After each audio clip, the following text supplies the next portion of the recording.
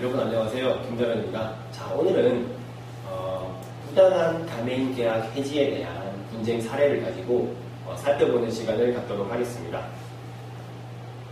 자, 종전과 같이 갑은 가맹본부고 A는 가맹점 사업자입니다. 가맹계약을 체결을 하게 되고, 그죠? 갑은 A가 상품 대금을 결제하지 않는다는 이유로, 그러니까 예를 들어서 11월달 사례는 그렇거든요. 11월달 상품 대금 결제를 하지 않았다는 이유로 가맹본부가 12월달에 가맹점 사업자에게 일방적으로 가맹계약 해지를 통보하게 됩니다. 자, 통보를 하면서 이제 갑은 상품을 제공을 하지 않게 됩니다. 따라서 가맹점 사업자 A는 더 이상 영업을 할 수 없는 지경에 이르르죠. 자, 그리하여 가맹점 사업자는 가맹본부의 해지 절차, 해지 통보, 그죠? 해지 통보를 철회해 주십시오라는 조정을 신청을 하게 됩니다.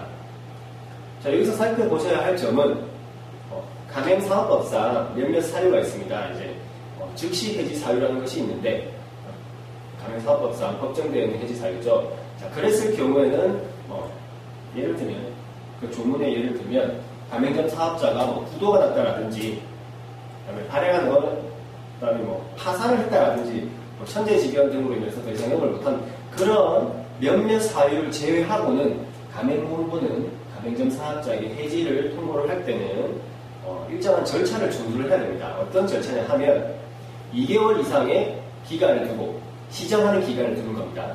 그죠? 어떤 위반한 사유에 대해서, 계약 위반이라든지 등등의 사유에 대해서 가맹점 사업자에게 2개월 동안의 기간을 줘야 됩니다. 시정할 수 있는. 자, 그리고 서면으로 그 위반 사실을 구체적으로 밝히면서 시정하지 않았을 경우에는 해지한다 라는 뜻을 명확히 써서 서면으로 전달을 하면서 이 행위들을 2회 이상 하여야 합니다. 그 이후에야 비로소 가맹본부는 가맹점 사업자에게 해지 적법한 절차를 따라야만이 해지가 적법하게 되는 거죠.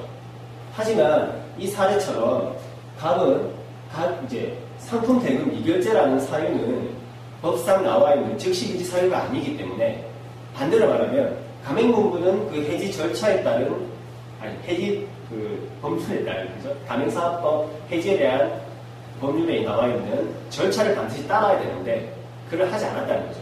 따라서 가맹점 사업자 A에게 A의 손을 들어줬습니다. 그죠?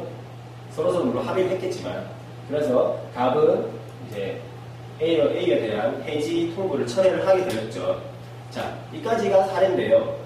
가맹점 사업자 입장에서는 이거는 이제 예상을 이렇게 한번 상상을 해보는 건데, 가맹점 사업자 입장에서는 가맹본부가 부당하게 가맹계약을 해지를 하고 그 기간 동안 상품을 공급하지 않음으로써 영업을 하지 못했을 거 아닙니까? 그죠? 철회하기 전까지 가맹계약을 해지하고 상품을 더 이상 공급하지 않은 시점부터 철회가 되는, 해지 통보가 철회되는 시점까지 영업을 못했다는 말이죠.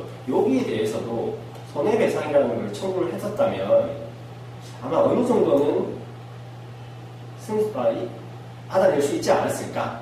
여기까지 했었으면 하면 어땠을까 하면 조금 아쉬움이 남습니다. 어쨌든 가맹점 사업자 여러분들께서는 즉시 해지 사유가 아닌 경우에는, 그죠? 그런 해지 절차를 반드시 준수하였는지 그런 점들을 살펴보셔야, 그리고 가맹본부 입장에서도 절차를 반드시 준수해야만 적법한 해지가 된다는 점 기억하시기 바랍니다. 자, 오늘은 여기까지였고요. 다음 시간에 또 찾아뵙도록 하겠습니다. 감사합니다.